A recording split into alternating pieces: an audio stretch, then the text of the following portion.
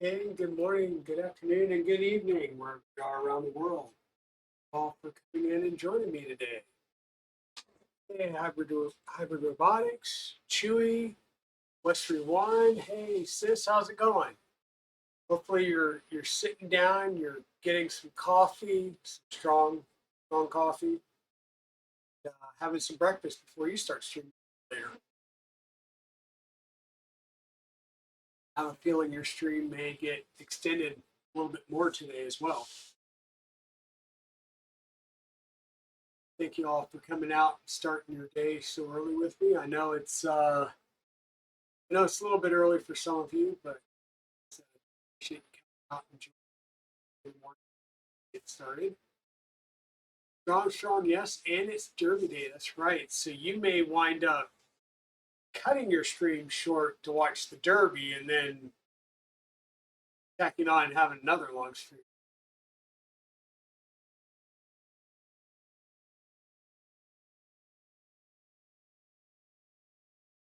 Oh, Hybrid, I'm so sorry to hear that, my friend.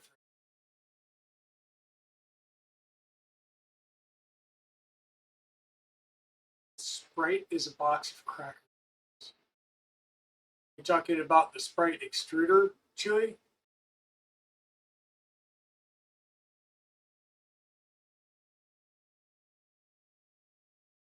Yeah, so today we're going to go ahead and start our build of the 2.4 on stream last night, which was a very impromptu stream. I was not planning on streaming. We were out running some errands, and I got the notification that the box from Tensor had showed up. I was like, oh my god, we gotta get home. And, good morning, John Strand. So we got home, and like any kid in a candy store on Christmas Day, I jumped in and I opened the box and I started looking. I was like, oh my god, it's here, And my wife goes, "You're not gonna read that or name it?" And I was like, "Oh." So I closed the box and we sealed it back up and I brought it upstairs. And I figured, oh, we'll give like a 5-minute notice and we'll jump on and do an impromptu stream. Won't have anybody on here. Got rated 3 times last night. History. It's like you and you're like, oh, I'm just trying to test out the stream with Ian and Christoph. Next thing you know, you started getting rated in. It turned into a regular stream.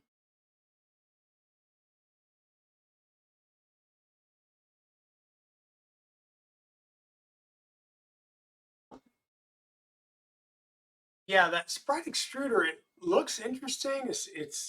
It looks like a fairly compact package, but at the same time, I'm looking at it, looking at who made it, and I go, there's got to be a lot of like. It does not look like it was built for maintenance or ease of maintenance. It was Westry. It was really cool. We chatted a bit. We kind of veered off topic. We opened up the parts. We shut off the parts 4 or 5 times because people kept rating in. Talked some about Mercury, 0G Mercury 1, because I do have all the extrusions. I am hand building from scratch a Mercury 1 being closed. And that will be coming up in the pipeline soon, maybe after we get the 2.4 done and before we start working on the Trident. So I have made the command decision. We are going with, for that build, we are going to go with the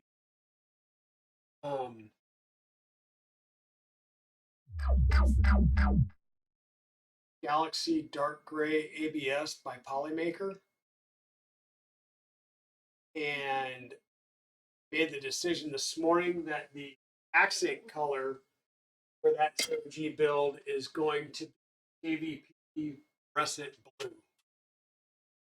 It's got the first print starting over there, so later on today I'll grab that off and show it. Hey, Pez Liz, how are you doing? Let's see, we got everything plus Ultra in here. Good morning. Um, yeah, anyone building coffee? We've got Duncan. Got Duncan. We also have some. For those of you that know, Black Rifle Company. Got some of that pre-made and sitting in the Yeti. That'll stay plenty warm. I have taken. I tell you what, I thought Yetis were a bunch of hype. I have taken this out on a morning when it's like 30 degrees out, driven out to my hunting spot, left this in the truck closed with the lid closed, gone and sat in the stand at dark 30 in the morning before daybreak, come out at 11 and it's still hot.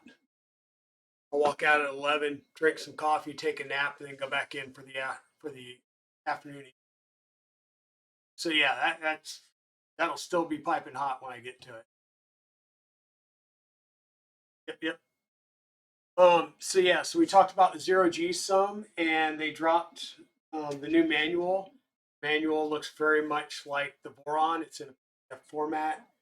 Dropped some new files and stuff. So we talked about that build. Talked about the baby belt, which we'll be going back to on Tuesday. I've got all the parts but one bearing. There's a 633 bearing that is used to support the extruder gear, and yeah, like nobody had it. I wound up having to buy it from Masumi because otherwise I was ordering it from China and it's going to be like 4 to 6 weeks for it to get here. And I was like, no. So I went ahead and ordered it from Masumi and it's like $10 each. Crazy. Get it in so we can finish that build. So on this build, sorry, I'm going to try and consume a liquid that's going to dehydrate me. It's all good. We went over and we looked at the kit that we got from Tensor. I did open a few of these that I'm going to be needing soon, but they're 2.4 kit. Of course, comes in the nice little pre-cubbied out. Everything was in baggies. I did pull a couple of things out because I know I'm going to start off with some of these things. You have a little legend up here. The only thing I would say is that's kind of tiny. May see me squinting a little bit, trying to figure out which one of these is once I get the bags open. Start using. Beyond that, that's my one. That's my one and only comment on all of the stuff I got from Tensor. This inner label is kind of tiny. That'll be feedback I get back to the Tensor phone. Everything came, all of the hardware, all of the bearings and everything is stainless steel, and every bit to include the roll-in T-nuts are blacked out. They're all stainless steel. We also got pulleys that you may have seen over here. These are our big 80 tooth pulleys. They're blacked out stainless steel. Same thing for the rest of the idler pulleys, tooth idlers, are all the same way. So yeah, everything is very nice and blacked out. You will see me use some silver screws. The issue there is the rails that I got from them, which were B stock. And they're B stock because there's some rust spots on the end that were where the anodizing was taken off. They squared up the ends. The holes were not 5 millimeters. The holes are tapped for 6 millimeters. That's why I had to use some different screws. And the taps were down to probably like an M5 or an M6x10 or 12 may have worked. But the manual calls for using M5x16, so I bought M6x16s to do the line nuts or line joints. And of course, the holes weren't tapped well enough or deep enough, so I had to go in and do some tapping to tap them further. Because M6 screws. I mean, I'm a little rural in North Carolina, so all I have is a Lowe's. And while I can get some things at Lowe's, I can't get a lot of things at Lowe's, especially in metric nut sizes. So I had to order those from Amazon. So I wasn't going to, a smaller length that I will possibly not use. So that's just a couple of things. The other thing is I did go ahead and build the base frame off camera. So the base frame here, what I did, this table that I'm working on is not flat. This is like 1/2 inch laminated something or other. And there's a couple of metal straps that go underneath it, but I do know that there's bows and things will rock on here. But what I did was I loosely tightened the frame, got everything lined up, took it downstairs and squared everything on the kitchen counter. Because you can use your glass cooktop, though with the extrusions, got to be very careful that you don't scratch glass cooktop because that would be a bad day. Or you can use, if you've got any type of stone countertop, not a laminate countertop, but quartz, granite, marble, any type of stone countertop, you can use that to go ahead and verify that your joints are nice and flat when you're putting together in line joints. And then you can also square everything. So this frame has been fully squared up down there. And then I'm just going to go ahead and start from this point. If you really want to know how to get one of these done, Euro 3D on YouTube has a really good video on how to square these up. Like I said, you can start by loosely doing these. Use a square to make sure that everything stays nice and square and flush. You could take another piece of extrusion, put it up against there, and hold everything together as you're tightening up. That way, the faces of your extrusions all stay within the same line. So that's another way that you can do it. And then to verify your square, what you would do is take a measurement corner to corner, do opposite corners, and if both of those opposing corner measurements are the same, this face is square. Go around and you do all 4 faces, top and bottom. Now you've got a square frame to start with. Especially on a core XY movement system, you want your frame to be as square as possible. Okay. You know, Chewy, you're killing me. Because Nero got a small piece of stone. Steve Build's got a small piece of stone. You're telling me you got a piece for $30 off somebody. I called my local stone place here in my town and asked for a remnant. I said I just need like 2 foot by 3 foot. It's just going to be used to do, squaring up machined parts and stuff. And the guy quoted me $160. I was like, I'll get back to you. Still haven't done that. But Evil Diesel has a large slab of slate that he pulled up when he redid his fireplace. And he's going to cut me a piece of that I can use. I'll just put some rubber feet on the bottom, and I'll use that as a flat surface I can do builds on.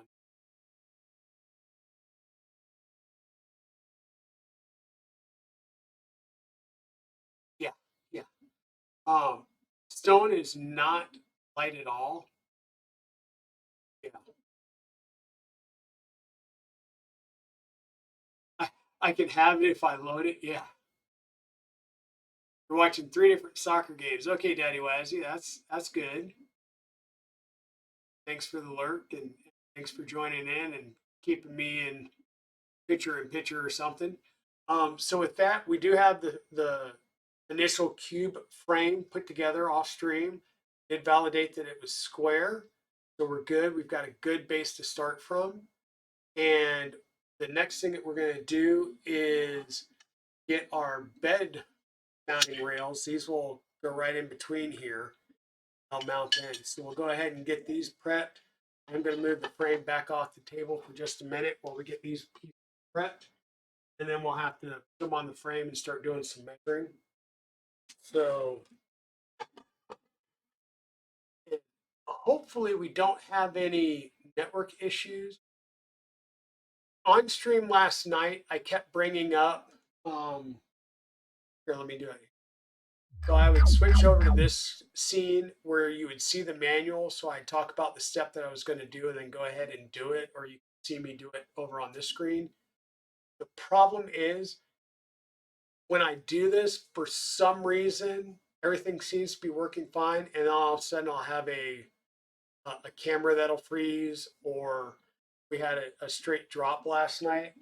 So we'll try and do this, but if we encounter any issues, I will stop switching to the non-camera screens so we don't have any issues down the road. And what this is saying is we're going to use these open build square blocks here to basically add a front and a back side to this that we will then use to mount this into the frame. Once again, these extrusions, the holes in the end were actually tapped for M6. So we're going to use the M6 by 16 versus the M5 by 16s. So we will go with a non-black screw because I don't have the black screws. Our M6 by 16s. So they are going to be using the 4mm wrench to get these in. Just going to go ahead and get my screw in there, line it up, and start screwing it in. As we get close, I will set it down on the table.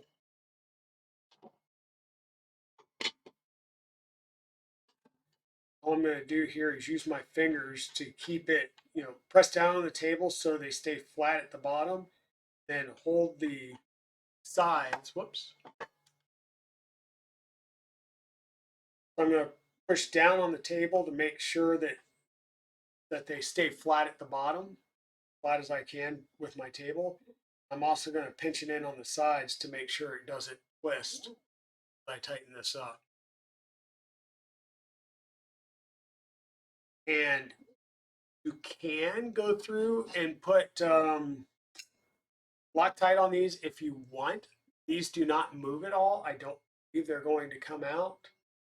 But you know what? Let's just do it. Let's put some Loctite on. Good morning, Subsector. How are you doing today, dear? You are joining in with us today. We really haven't gone too far. I used to use a liquid Loctite, and I saw Steve builds using a stick. And this is just a Loctite stick.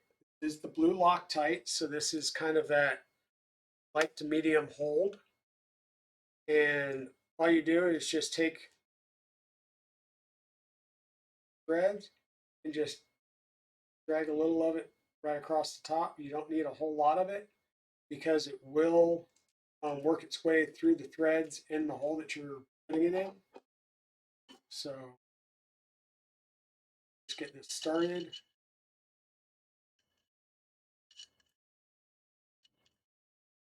And quite honestly, it calls for M5 by 16 in the manual. Once again, we're using M6 by 16s.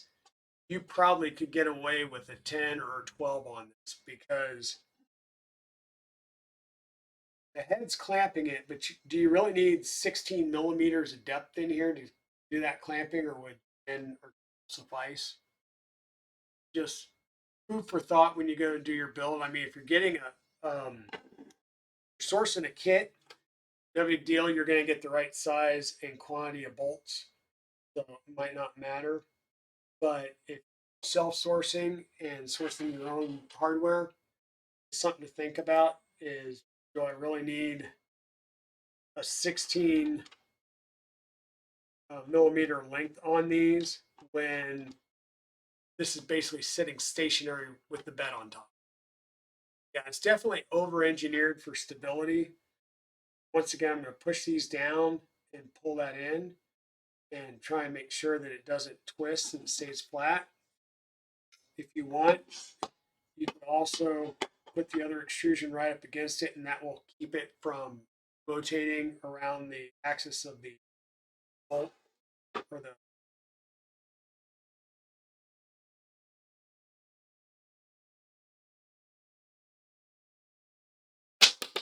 Oops, probably a little loud.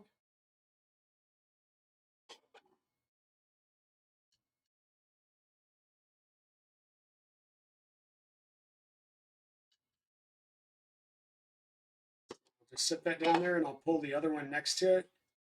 So that'll give me hopefully two 90-degree angles so that it's flat along the bottom and it's not twisted side to side.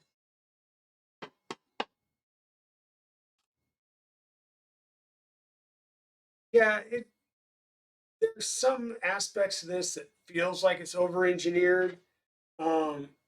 And I sort of get that. There are even some pieces of like the pieces that feel over engineered to me. And really, it's one of those things where if you're building it and you know what you're doing, you would spec it out so that like you or any other engineer, right, should build it the same way. But these are for you and I to come and build these printers, and they never know what the level or the experience level or the build experience level of the end user is going to be. So maybe you spec it a little extra to have a better chance of not having a lot of support calls, forum community questions. So we've got these two prepped. The next step is going to be to mount these in the frame.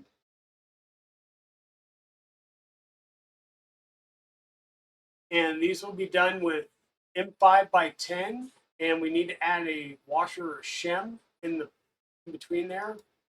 So we'll go ahead and bring our frame back up. Move this over to the side. We've got a frame in here. And these are going to go front to back. And for right now, I'm just going to get them in there loosely. So we will need our N5 rolling nuts, 4 of those.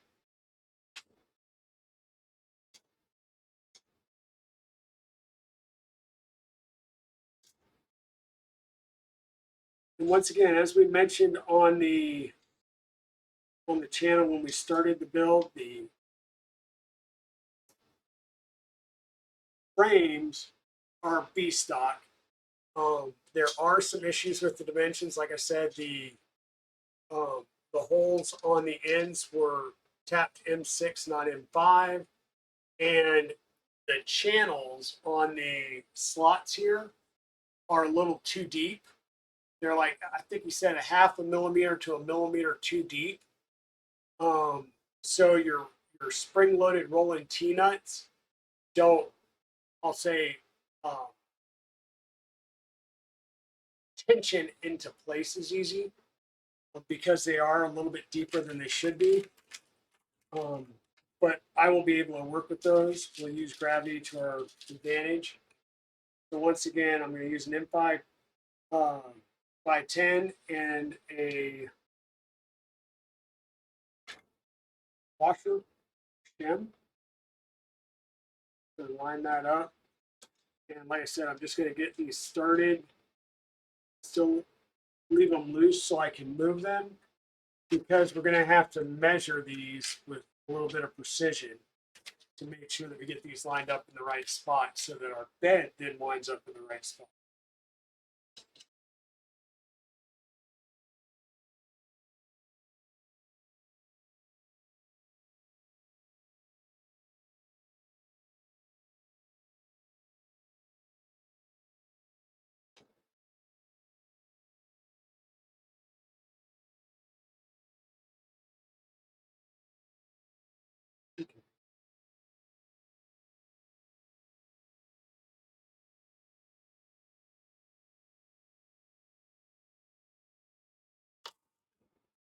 so this is a side effect of what I was talking about, where because those springs aren't able to hold that nut upright, it does become a pain to get the bolt to catch sometimes,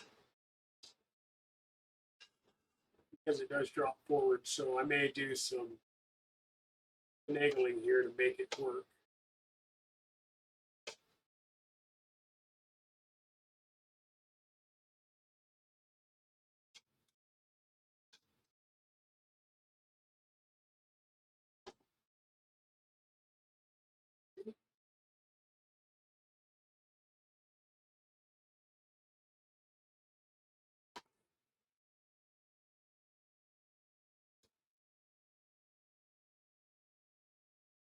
Once again, this is nothing against Tensor or the quality of their stock. This is a B stock frame. I knew it was a B stock frame when I bought it.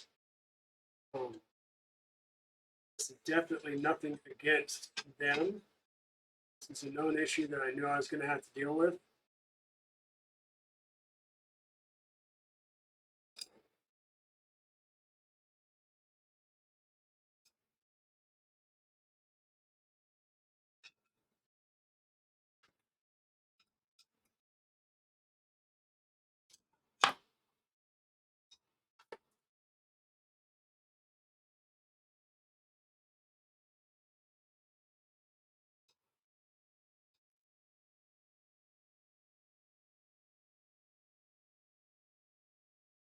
Actually, we were having to use the M6s. I think I'm catching on the M6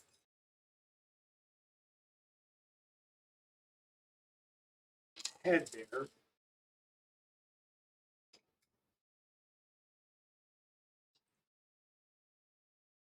Actually,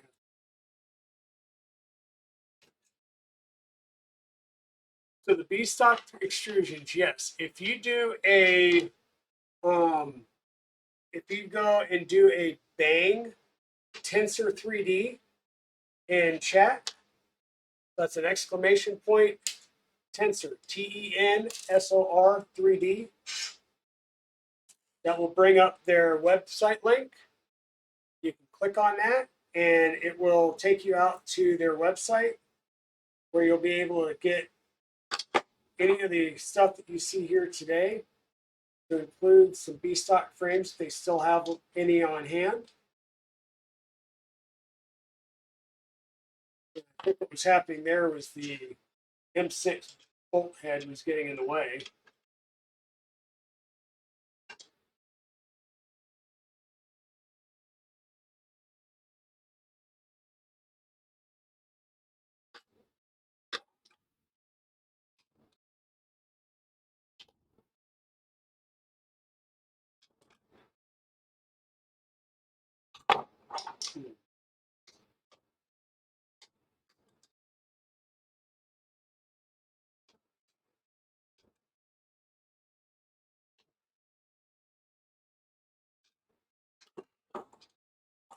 This might be this one. Seem to have a clearance problem on the other one. This one.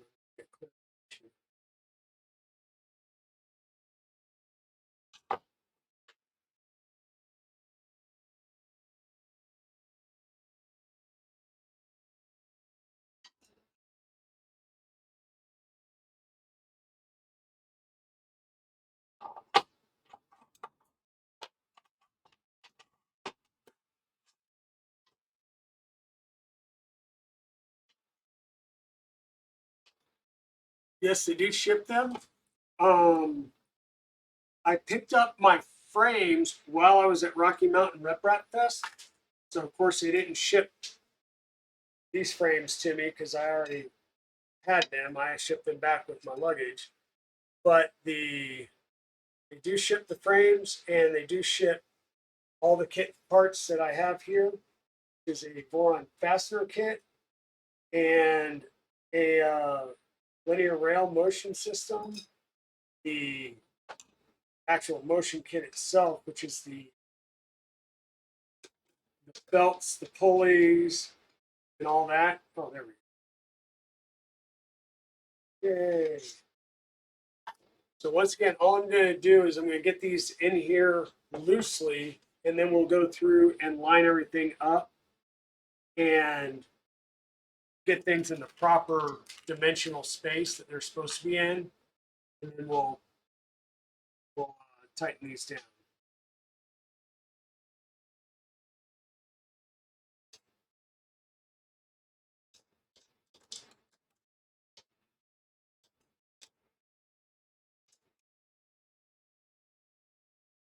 So I'm just doing is lining them up, getting them. I think part of my problem is I need to get the washer in because there isn't a little cutout to let the washer fall down into. So I think if I put the washer in and then the bolt, then the head's clear appropriately.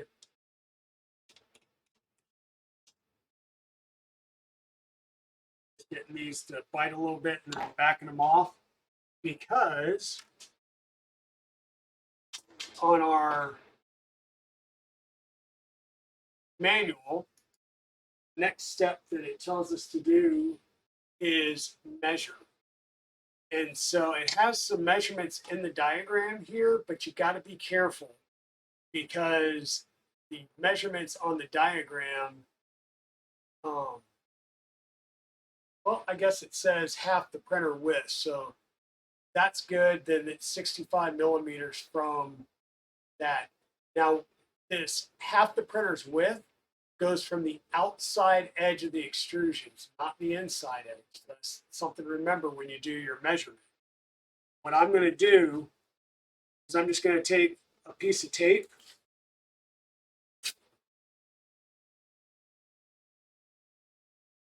and I'm going to lay it on here about somewhere in the middle so that I can measure and make my initial marks, and then I'll have a spot that I can measure off of for getting the distance left or right. So I'm just going to lay this down, line it up with the edge. And this is a 300 frame. So the middle of our printer should be 230 millimeters. I need my my ruler right up against the edge and make sure it's lined up with the edge.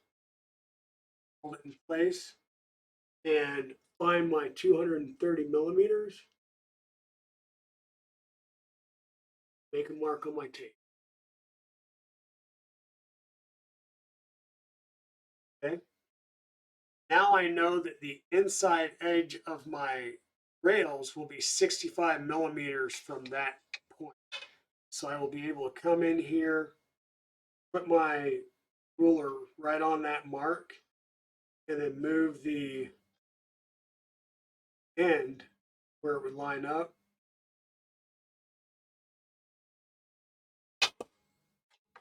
Hold it in place with one finger. Just going to snug it up just a little bit. Because the next thing I'm going to do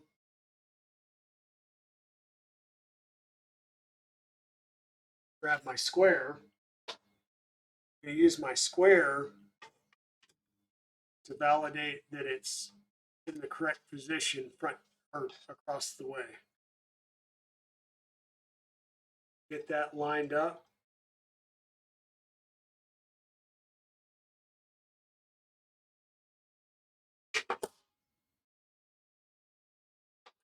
This again.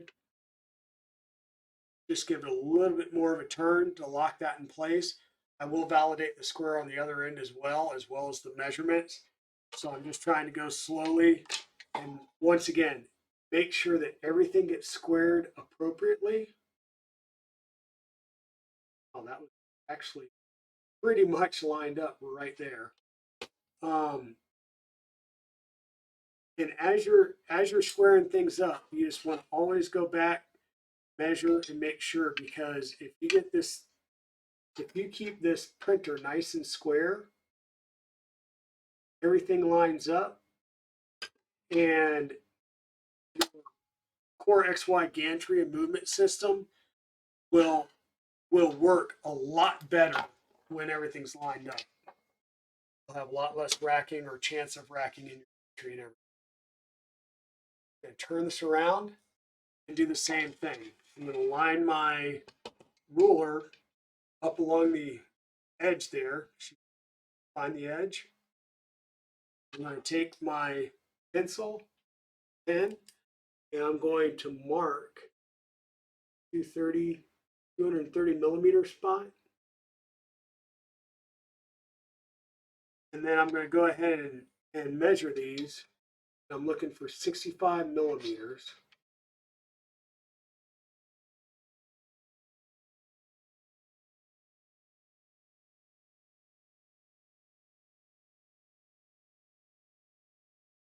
Up. Put in place. Snug it, but don't really hug it yet. To make sure that that is still nice and square. It is. Now I will go ahead and tighten that the rest of the way.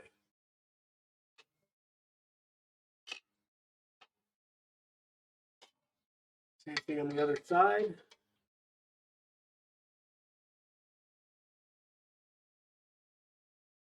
Get it up.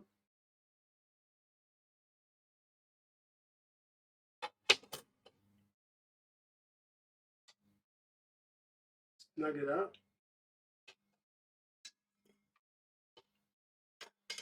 Put square.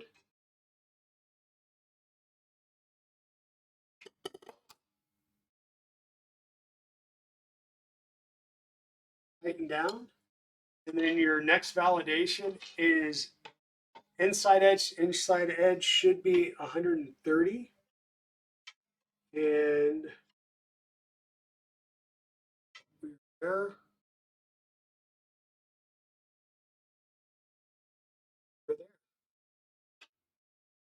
So we'll go ahead and put our measuring and squaring devices away for the time being.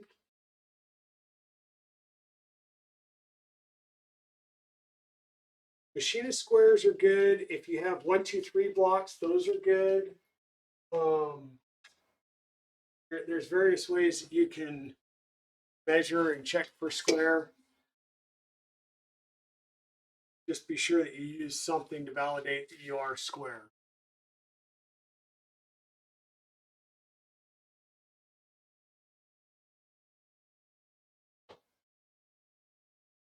Chat. Make sure it really is the middle. I can do that too. I can come back here and measure from that 1 tick mark over to the side to make sure it's 230. Point. It looks like about 2 millimeter difference side.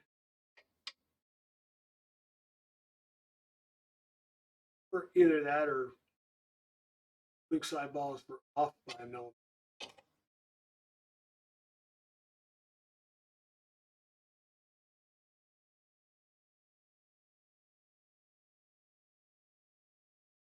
This is kind of the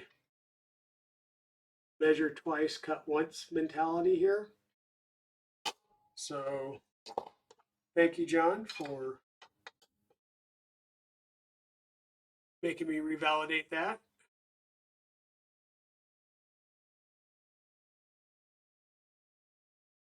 Okay, Hybrid Robotics, go grab some breakfast, and we'll see you later on when you get a chance to come back.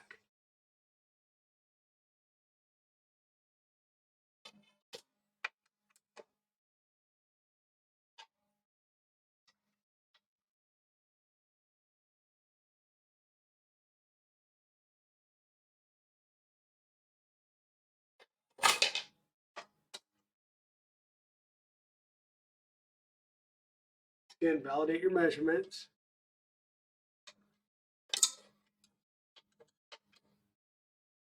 And this really helps. I mean, if the bed was off one side or the other by 1 to 2 millimeters, it honestly is not going to be the end of the world. It may mean that you have a 1 millimeter less on one side or the other,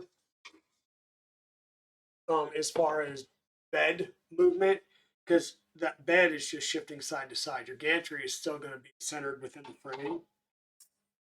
So,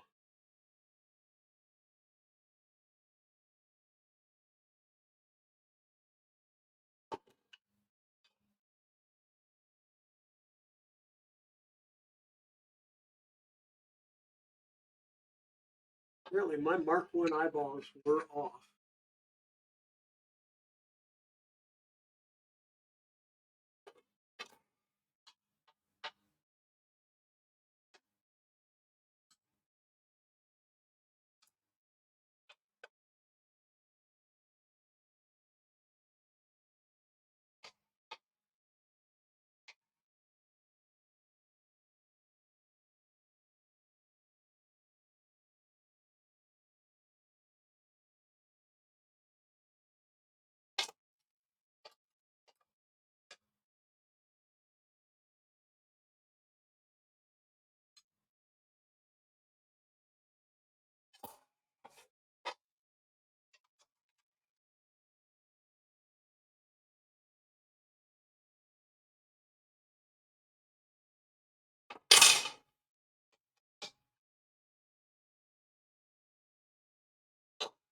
Okay, now, the other thing I'm going to do, and this is just to help me out, is I'm going to probably grab a Sharpie real quick. This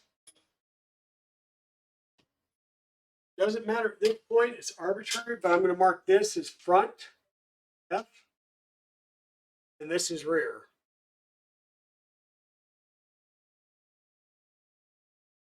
Hey, Zombie, how are you doing this morning?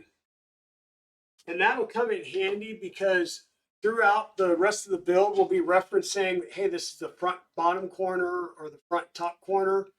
And it'll help to identify which one we said was the front, which one was the rear. And I know that the tape was put on the bottom for what we're going. Yeah, it was on the bottom. The bed will also tell us with the bottom as well. So should be good to go there. Trying to wire, yeah, the bugaboo is interesting to wire, just in the simple fact of, okay, how do I want to run the wire, make sure that it doesn't get caught on anything, and then it's such short wire lengths. It's kind of like the Rook. You know, I feel like I'm cutting off like 3 foot of wire off the motors and everything to wire them.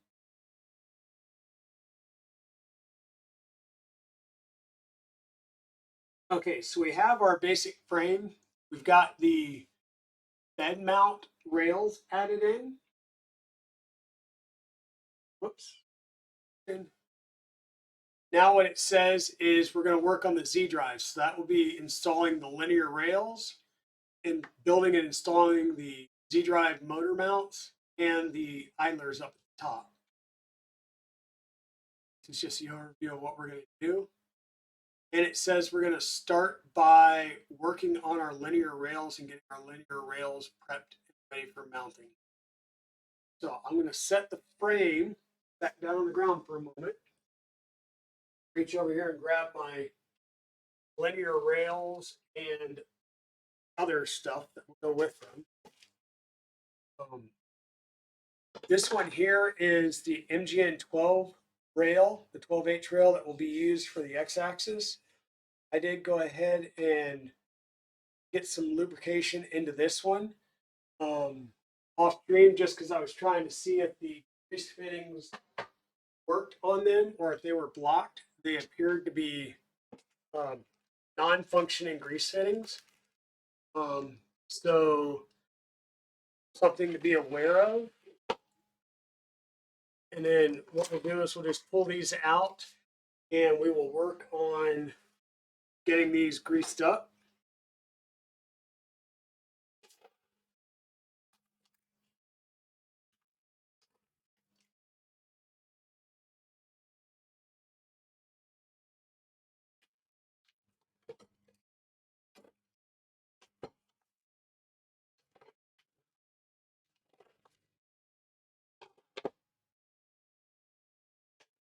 we'll only need 4 of these for right now.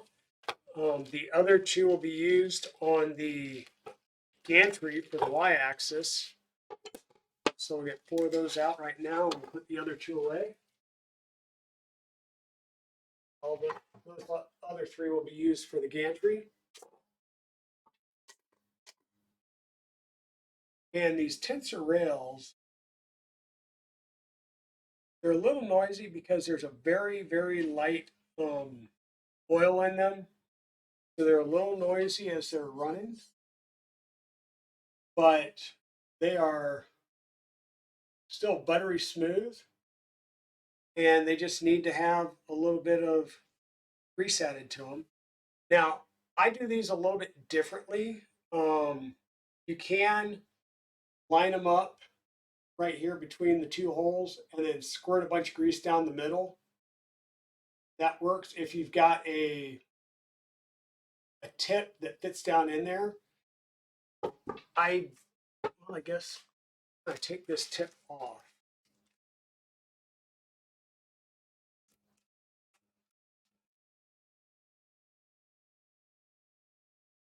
No, the tips I have that came with my Mobilux were made to fit in the grease fittings. So what I will do is I will use my super lube, and you'll see I do this a little weird in the fact that I'm going to take the carriage partially off. So I've got the carriage facing the table. I'm going to slide the rail out about halfway. And let me switch views over. Okay, so I've just pulled the carriage off halfway so you can see the balls. And grab a glove here. This will start to get messy.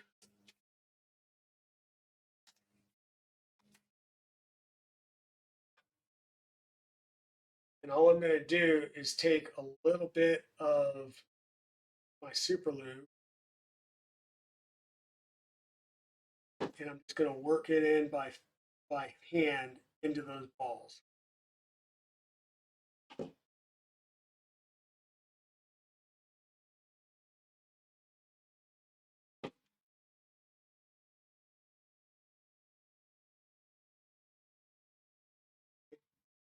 Then I'm going to slowly move it back up.